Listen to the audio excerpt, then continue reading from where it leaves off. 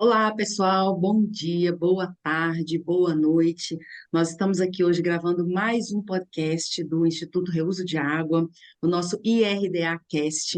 O tema hoje é conceitos para a gestão hídrica empresarial. Temos aqui diversos assuntos, diversos conceitos.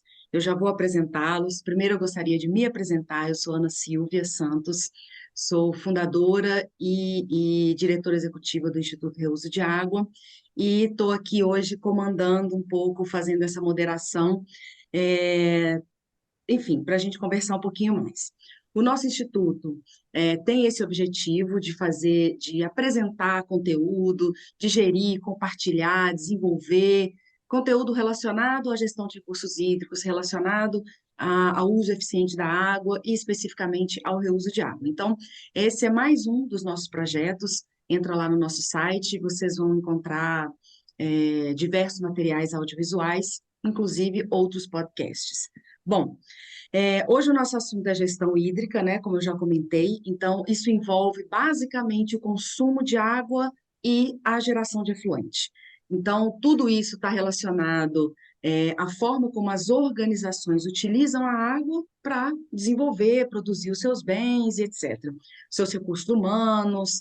Então, na indústria, a gente fala muito sobre gestão racional, uso racional, regeneração, reciclagem, recuperação, são vários termos aí que envolvem essa gestão hídrica sustentável dentro das organizações. Aqui, então, nós vamos abordar hoje alguns conceitos como circularidade da água, pegada hídrica, balanço hídrico zero, economia regenerativa, água positiva ou water positive ou positividade hídrica, tudo isso mais ou menos relacionado ao mesmo assunto, além da água nova, simbiose hídrica. Então, são aqui vários conceitos, vários termos que são muito adotados nas organizações, na indústria, na empresa, e a gente vai aqui esclarecer um pouquinho desses termos. Bom, então, para esse bate-papo, eu gostaria de convidar a Lília. A Lília é cofundadora do Instituto Reuso de Água e consultora em sustentabilidade e ESG, mas aqui nós vamos chamá-la carinhosamente de Lil.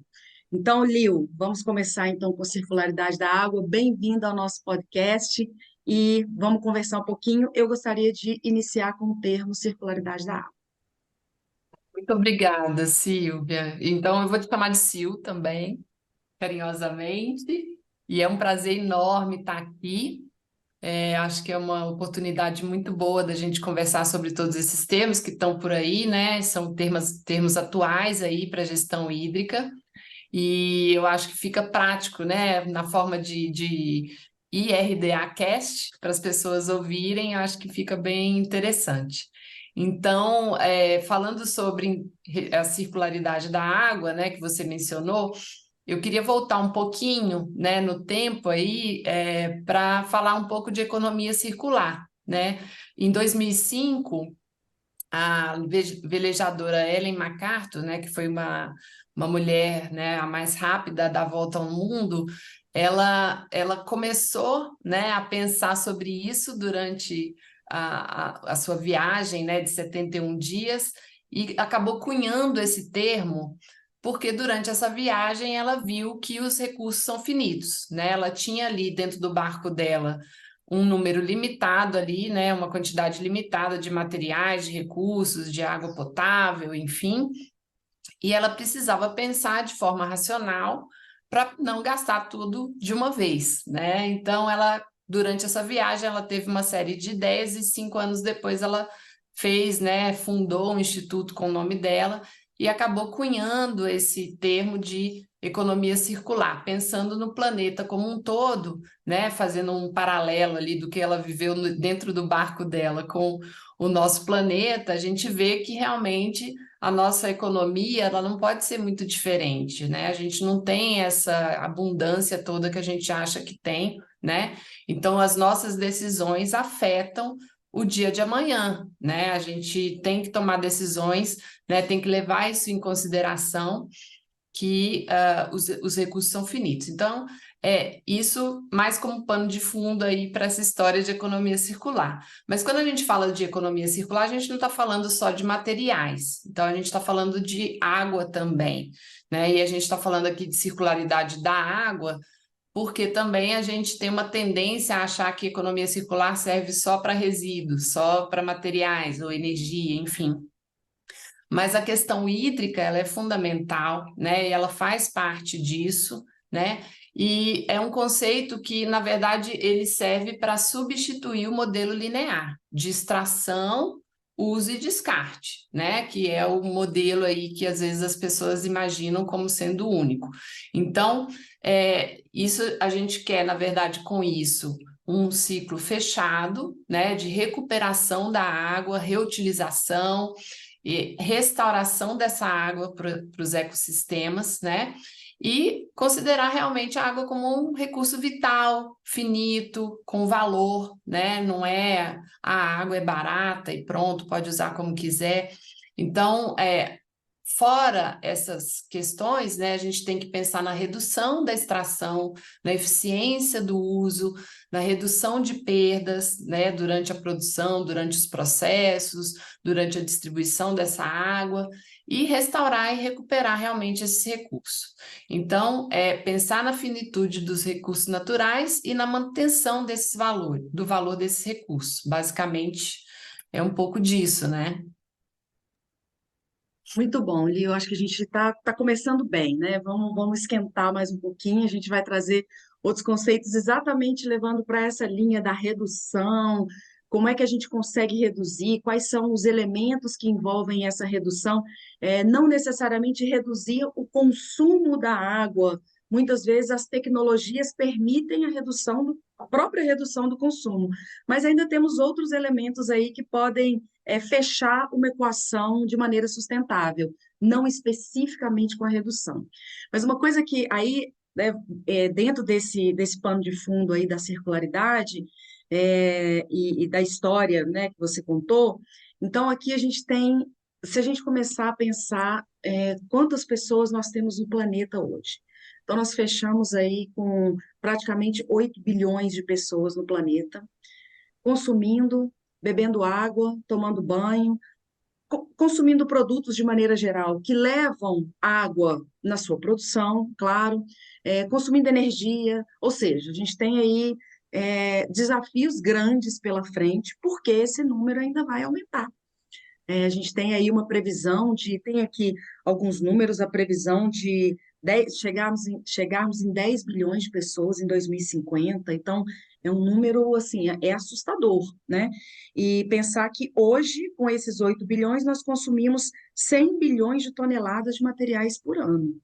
Então, esse é um número que, se a gente continuar trabalhando com isso, acho que a gente chega aí no fim da humanidade, né? Então, a gente precisa realmente trazer todo esse desafio para uma gestão mais eficiente. No Brasil, por exemplo, espera-se um aumento de retirada de 30% da água até 2040. Então, considerando aí o país, né, nós já falamos, enfim, em todos os nossos fóruns, em todos os nossos debates, a gente sempre comenta sobre a abundância hídrica no Brasil ou a falsa sensação de abundância hídrica. Então, de fato, nós temos muita água, mas temos também muitas retiradas. E ainda temos a questão da nossa distribuição desigual no território. Então, regiões como São Paulo, regiões do Sudeste, que são muito adensadas e tal, com menos água, inclusive já abordamos esse termo aqui de estresse hídrico, já abordamos a escassez hídrica seca num outro podcast. E aí no Brasil, então, temos também grandes desafios, embora a nossa vida inteira a gente tenha ouvido dizer que não, está tudo bem, a gente tem água sobrando, não temos água sobrando, né? Então, nós precisamos, de fato, de uma gestão hídrica mais eficiente que envolva essa questão da recuperação, reciclagem, regeneração e esses termos aí todos que acabam de um guarda-chuva dentro do conceito do reuso de água. Bom, aí a Circle Economy diz que a economia global é hoje somente 7,2% circular. Então, a gente tem que aumentar esse número. No entanto, a gente está diminuindo esse número, né? Então, em 2018, esse número era em torno de 9%. Ou seja, a gente está aumentando a nossa produtividade, aumentando o nosso consumo, mas não estamos engajados no conceito da economia circular. Então, isso é grave e a gente precisa se atentar para isso. Como a Lil colocou, dentro desse conceito da economia circular, temos a circularidade hídrica, que também leva em consideração essas mesmas questões, né? O mesmo pano de fundo. E aí, é, a gente entra nos números de reuso no mundo e no Brasil. Então, também, quem quiser visitar o nosso site, a gente tem lá um mapa esquemático na nossa produção de dados, onde a gente apresenta vários índices de reutilização em vários países do mundo, a partir da água consumida ou a partir do esgoto tratado. Tem lá diversos números, inclusive números absolutos também, principalmente na China e nos Estados Unidos, que são os maiores produtores de água reciclada do mundo. Bom, e se falarmos então em termos de mundo, temos em torno de 11% do esgoto tratado é reutilizado de maneira planejada, né, o que é ainda mais grave. Se a gente considerar os números aí de maneira não planejada, que levam risco de contaminação, risco para a saúde pública, etc., ainda é pior. E no Brasil, a gente tem um índice de 1,5%, temos um potencial gigante e temos um índice somente de 1,5% nessa relação aí da circularidade hídrica, ou seja, 1,5% estima-se, né, que esse número seja de reutilização a partir do esgoto tratado. Aí eu queria te pedir, Lil, para falar um pouco da pegada hídrica. Como é que a gente introduz esse conceito da pegada hídrica nesse pano de fundo que a gente está falando da circularidade da água? Ah, muito bom. Então, na verdade, assim, a gente está falando aqui de vários conceitos, mas todos eles muito interligados, né? Porque, como a gente está falando aí da exaustão, né, do uso excessivo de materiais, de recursos e tudo mais, né, que tem a ver com esse conceito de circularidade, você reduzir tudo isso, o conceito de pegada hídrica, ele é um recorte de uma avaliação maior, né, que é chamada de avaliação do ciclo de vida de um produto ou serviço, né, e que pode levar também, né, leva em consideração vários outros recursos, não só a água, mas também os impactos de emissão, de resíduos e outros impactos, né? Então, a pegada hídrica ela acaba sendo um recorte sobre a questão hídrica, sobre a água, né? E ela é uma ferramenta, então, de mensuração de impacto hídrico desse produto. Às vezes ela é feita para um produto específico, para uma linha de produtos, ou por quilo, por tonelada produzida, por unidade, você pode escolher. Mas, na verdade, o que está por trás disso é você mapear todos os impactos, né, durante todo o ciclo de vida, desde a pré-produção, desde a extração da matéria-prima, né, a retirada aí dos insumos para a produção, passando pela etapa de produção, a parte operacional mesmo, todos os processos envolvidos, depois o consumo desse produto ou desse serviço, ou seja, como ele é utilizado ali pela sociedade, por uma empresa ou pela população, e o pós-consumo, né? O pós-uso, o pós-consumo, né? O que que é gerado no fim de vida desse produto. Então, por isso que é uma análise de ciclo de vida. E é um estudo muito amplo, né? Mas que no final, a pegada hídrica, então, voltando ao conceito de pegada hídrica, é quanto realmente é feito, né? É utilizado de água em todas essas etapas, e aí você tem uma ideia daquele produto específico e pode comparar, né, tanto as etapas de produção, né, quanto um produto com outro. Então, você pode tanto identificar dentro daquele mesmo produto qual é a etapa que precisa ser melhor gerida ou otimizada em termos de recursos hídricos, né, quanto você, de repente, até descontinuar um produto porque ele é excessivamente impactante, né, ou que ele vai gerar ali um impacto excessivo. Então, é por aí, sabe? É uma análise bem prática, de impacto. É isso. Ótimo. E aí, bem dentro desse conceito da circularidade hídrica, né? Existem hoje já algumas marcas, marcas de vestuário, por exemplo, que já tem na sua etiqueta essa redução do consumo de água para o jeans, né? Por exemplo, o jeans, a produção do jeans é sempre um vilão que consome muita água, tem uma pegada hídrica muito grande, a carne, o leite. Então, existem já algumas marcas que colocam esses selos na sua produção. E é claro que para ela conseguir diminuir a sua pegada hídrica, ela está levando em consideração a economia circular, né? Então, ou a Claro. circularidade hídrica nesse caso. Então, deixo aí um desafio para quem quiser. A gente nunca olha para a etiqueta das roupas, né? Eu tenho o hábito de olhar, principalmente por causa disso, mas acho que vale a pena em casa, quando comprar uma roupa nova e tal, dar uma olhadinha na etiqueta. Já existem várias marcas no mundo que estão fazendo isso. Eu conheço, por exemplo, a Zara, a H&M, a Lefties, que são marcas que estão bastante preocupadas, inclusive fazendo propagandas e fazendo uma boa comunicação sobre isso. Bom, e aí eu vou pegar esse gancho para falar do balanço hídrico, né? Então, para se produzir, todos nós conhecemos o balanço hídrico, o que chove, o que infiltra, o que escoa, o que evapora e tal, mas dentro de uma instituição, dentro de uma organização, para a produção de um determinado bem, eu estou consumindo água e estou gerando efluente. Então, eu posso melhorar a eficiência desse meu balanço hídrico na medida em que eu diminuo o consumo de água e diminuo o lançamento de efluente. Aí tem algumas empresas, Lil, que vêm falando sobre o balanço hídrico zero. Aí já surge assim aquela, nossa, mas um balanço hídrico zero, né? Será que isso é possível? A gente pode generalizar isso? Devemos, de fato, almejar isso? Na minha concepção, eu ainda tenho algumas dúvidas, e você, como bem mais especialista aí no tema, queria que você falasse um pouquinho sobre essa história do balanço hídrico zero, se a gente deve generalizar ou não, almejar ou não, enfim. Assim, eu concordo contigo que talvez você falar de um balanço hídrico numa única, né, numa única empresa ou instituição, balanço hídrico zero, às vezes é difícil, né? Pode ser algo idealizado, né, uma meta a ser alcançada, algo que a gente almeja, mas muitas vezes o processo de se chegar até lá, de você ter esse ideal e você tomar as ações para que isso aconteça é ainda mais importante, né? Eu acho que o processo, né, da gente fazer toda essa otimização, né, considerando as características, lógico, de cada processo, de cada setor, enfim, isso precisa estar sendo incorporado.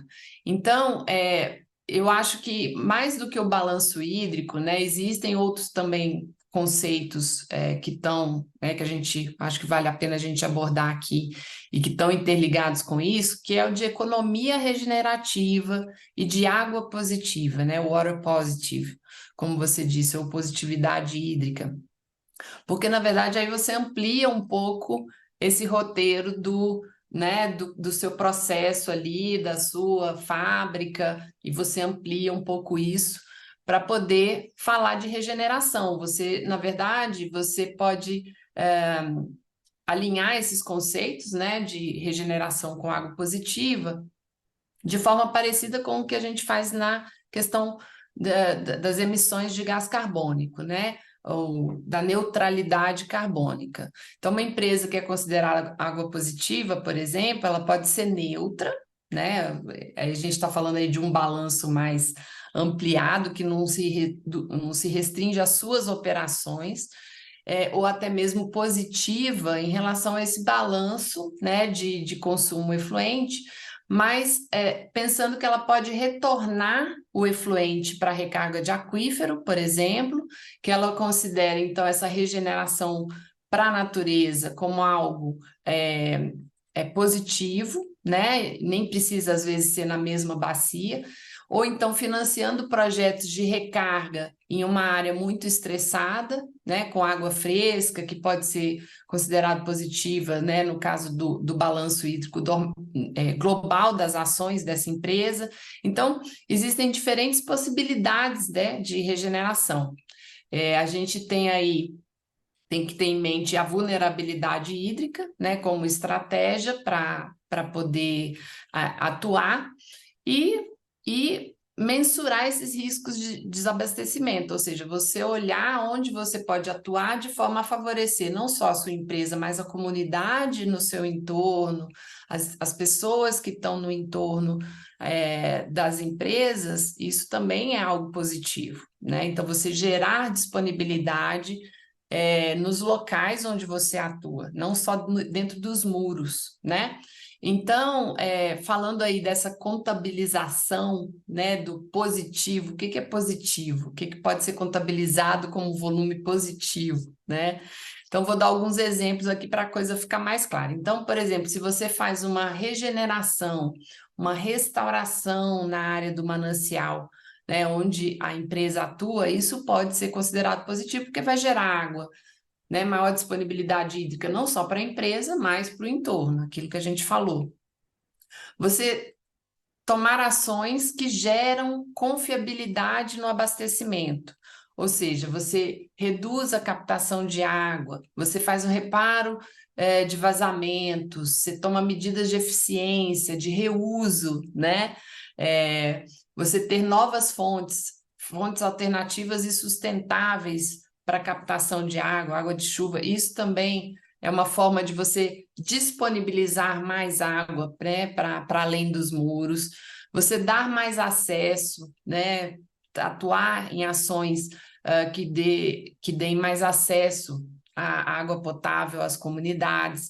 Se você consegue melhorar a qualidade, né, por meio de prática de gestão, por gestão de águas pluviais, ou seja, você causa menos impacto, né, nos sistemas que estão no seu entorno. Você pode restaurar, né, ambientes aquáticos, né, fazer alguma criação, às vezes, de zonas úmidas, fazer transposições ou remoções de barreira. Você atuar nesse tipo de projeto, muitas vezes em conjunto, dentro de uma bacia hídrica, isso torna aquela instituição, de certa forma, com uma atuação positiva, né? E aí a gente pode pensar em outras atividades também ligadas à governança, né? Ações catalisadoras que são muito o que a gente faz ali dentro do Instituto, né? E você conhece aí muito bem outras ações que estão ligadas a essa positividade, né, Sil? É muito bom, né? Aí a gente chegou aqui, acho que no ápice da nossa conversa, onde a gente consegue trazer o nosso ouvinte para uma reflexão, né? Então, se a gente vai falar de balanço, 2 mais 2 são 4, 2 menos 2 é zero. Fácil, são números, né? Mas quando a gente incorpora aí, para a gente chegar num zero ou para a gente chegar num 4, a gente está falando de números, mas quando a gente incorpora a subjetividade, e aí essa subjetividade, a gente pode aqui, a gente ficaria horas conversando sobre isso e até elucubrando o que que poderia ser visto de fato como positividade, né? É uma ação positiva ou é de fato sobrar água? A ação positiva necessariamente faz sobrar água? Não. A ação positiva faz ter um outro entendimento, uma outra conscientização sobre a água, que de maneira indireta vai gerar positividade, de fato, em números, né? Então, aqui a gente poderia ficar durante horas conversando e tentando, enfim, trazer outras reflexões mais subjetivas, e eu deixo aí ao gosto do freguês, né? Cada um que quiser se especializar um pouco mais, estudar um pouco mais. Esse é um tema que a gente vem abordando, a gente vem estudando mais ultimamente, né, Lio, no Instituto, e a gente vem tentando abordar com um pouco mais de conhecimento, né? Então, a gente tem aí dois pontos ali, colocou a governança hídrica e as atividades catalisadoras. O que que a gente poderia chamar de governança hídrica, né? Primeiro, a gente trazer esse envolvimento direto na governança e na gestão pública da água. Então, para isso, a gente tem que ter engajamento, colaboração, cooperação entre as partes, e aí aquele tema que, inclusive, está nos SDGs, né, nos ODS, No ODS 6, a gente tem lá a cooperação internacional, a cooperação entre os stakeholders, que tragam o conceito do reuso, da reciclagem, etc. Então, essa cooperação entre as partes interessadas é muito importante. A contribuição para a melhoria, planejamento de políticas públicas, a gente dá isso o nome de advocacy. Então, esse é um dos nossos eixos principais. Aumento da resiliência, essa palavra que vem nos assombrando às vezes, né? Às vezes de noite, de madrugada, almoçando, jantando, acordando, a palavra resiliência está nos martelando. Todos os textos que a gente lê ultimamente, a palavra resiliência está lá, né? E não é fácil aumentar a resiliência, a confiança na infraestrutura pública, principalmente quando a gente está em situações mais vulneráveis, em regiões com mais baixo desenvolvimento socioeconômico. Bom, e aí precisamos também, dentro dessa governança hídrica, um desenvolvimento sustentável, essa governança sustentável, mecanismos financeiros para restaurar as bacias, ou seja, a gente tem aí uma infinidade de questões relacionadas à governança hídrica. E no caso das atividades catalisadoras, a gente tem falado aí um termo, né, que a Liu gosta muito de usar esse termo, que é o pave the way, ou seja, a gente, de fato, abrir caminho, pavimentar esse caminho para ações a longo prazo. Então, por exemplo, quando a gente fala de educação é a longo prazo. Não tem como a gente ter respostas imediatas, a gente precisa de ações duradouras, longas e constantes, porque o que a gente constrói no longo prazo, a gente destrói em dias, né? Então, às vezes a gente gasta décadas para construir um conceito, para construir um engajamento, uma conscientização, e você pode perder isso em dias. Então, é um trabalho árduo.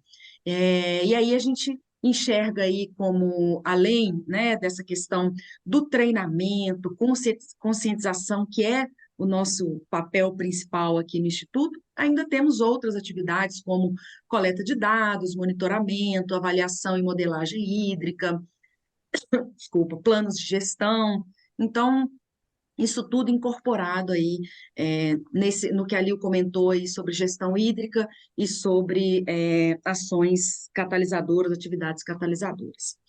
Bom, então, agora eu vou mudar um pouquinho o tema, a gente está aqui dentro, né, dessa mesma história dos conceitos e tal, mas eu vou mudar um pouquinho para dizer sobre a água nova. É um termo que eu conheci, sinceramente, recentemente, e um termo que eu gostei bastante. A gente, inclusive, tem os termos em inglês, né? A gente falou aqui de alguns deles, a positividade, water positive. Quando a gente fala em reuso de água, water reuse, a água recuperada, a água de reuso, que a gente chama em português de água para reuso, em inglês ela é recycled water. Não existe muito bem o termo water for reuse, existe o termo recycled water, reclaimed water. A Lil falou aí sobre a água fresca, um pouquinho aí atrás. Então, o que é a água fresca? Em inglês ela é chamada de fresh water, mas é a água que está disponível, a água superficial, a água subterrânea. Isso é a água fresca. Agora, a água nova, Lil, o que é a água nova? Bom, na verdade, assim, tem uma questão ligada à água nova, que é, a gente geralmente fala, comprei uma roupa nova, né? Então ela nunca foi usada, você acabou de tirar da prateleira e está usando aquela roupa nova. Então a água nova, nesse sentido, ela pode ser essa água que ainda não foi usada, né? Não foi reutilizada, ou não foi reciclada dentro dos limites da organização, né? Ela é uma água que é geralmente captada de fonte externa, né? Seja ela subterrânea, superficial, pluvial, fornecida por terceiros, mas ela é algo que gera uma certa, você ainda tem uma dependência externa para poder obter, né?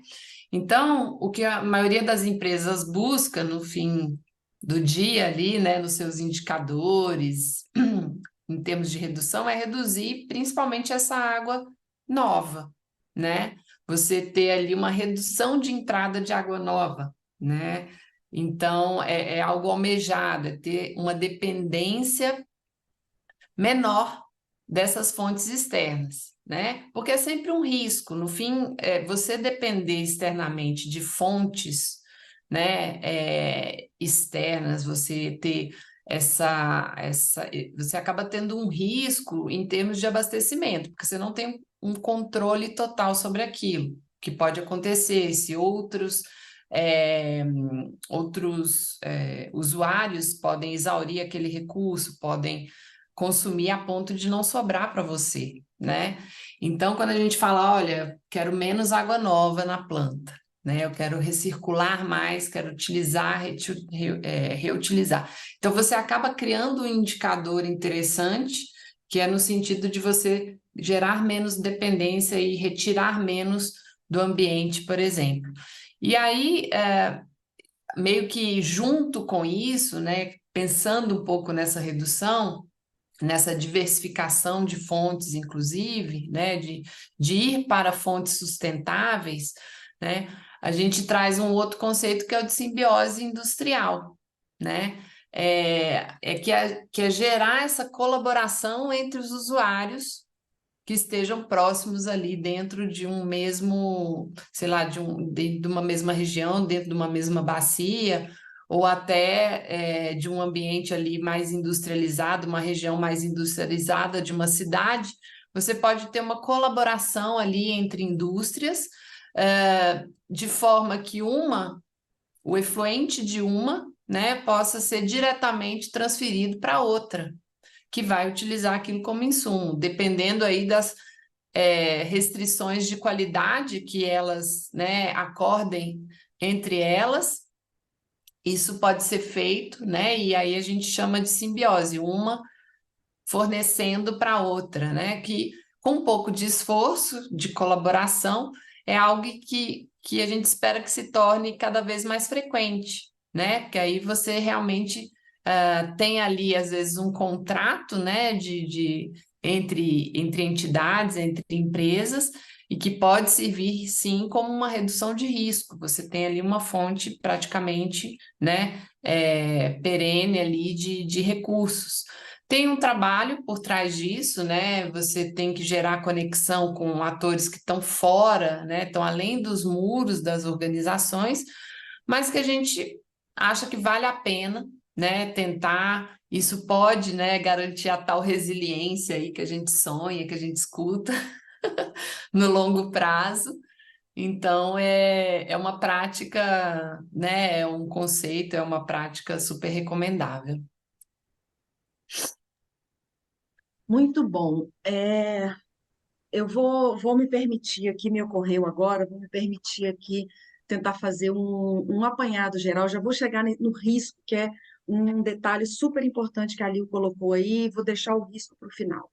Mas eu acho que a gente poderia fazer aqui um exercício agora, Lil, juntas, de trazer Uhum. todos esses conceitos, né, nesse momento aí da redução da água nova, do consumo de água nova. Todos esses conceitos estão interrelacionados, todos eles estão embutidos, né?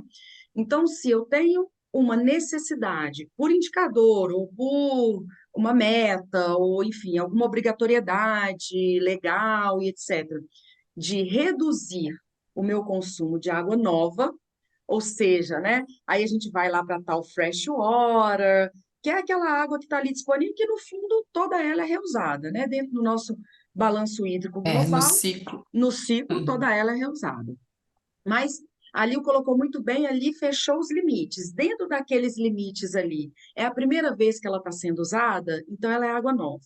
Mas ela veio da, da fresh water, né? Das fontes que a gente chama de convencionais. Então, na medida em que a gente tem a necessidade de reduzir, então eu tenho que necessariamente incluir esses conceitos da circularidade, por exemplo. Então, eu vou ter que Exato. diminuir, vou ter que reduzir consumo, vou ter que reutilizar, reciclar, recuperar e etc. Nesse conceito, eu já estou, como consequência, levando para um caminho de redução de pegada hídrica. E, Isso. de maneira mais geral, estou contribuindo para tal resiliência, para a minha própria resiliência enquanto instituição, na medida em que tudo isso é cíclico. Então, uma hora chove muito, uma hora chove pouco. Ah, mas eu fui instalado aqui, quem diria que a região amazônica agora estaria passando pela seca que está? Ah, então eu estou com água em abundância. Ora, nem sempre. Então, essas Sim. variações aí, alterações climáticas, o crescimento populacional, o adensamento populacional, isso tudo pode levar a um risco de desabastecimento.